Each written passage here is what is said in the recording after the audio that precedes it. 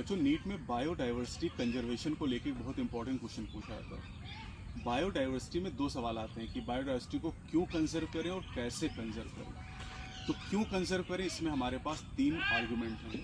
एक है narrowly utilitarian, दूसरा है ब्रॉडली यूटिलिटेरियन और तीसरा है एथिकल आर्गुमेंट। नैरोली यूटिलिटेरियन की अगर हम बात करते हैं तो इसमें डायरेक्ट इकोनॉमिक बेनिफिट की बात करते हैं। प्लांट से जो भी हमें फूड मिलता है, फॉडर मिलता है, दवाइयाँ मिलती हैं, है ना, फाइबर मिलते हैं, ये सब नैरोली यूटिलिटेरियन में आता है।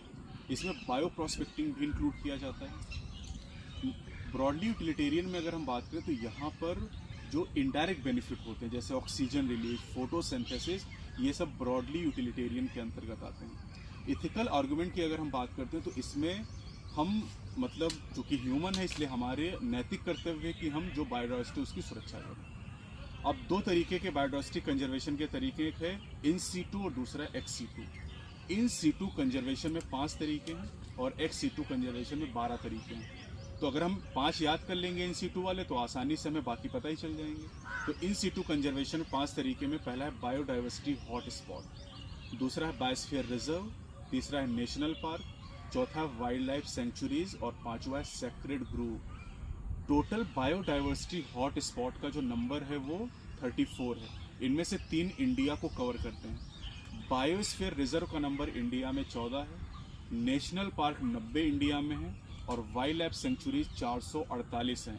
कुछ सेक्रेड ग्रुप के नाम भी आपको दिए गए जो याद कर रहे हैं, जैसे Khasi and Jaintia hills in Meghalaya, Aravalli hills of Rajasthan, Surguja, Chanda and Bastar areas of Madhya Pradesh and western Ghat region of Karnataka and Maharashtra.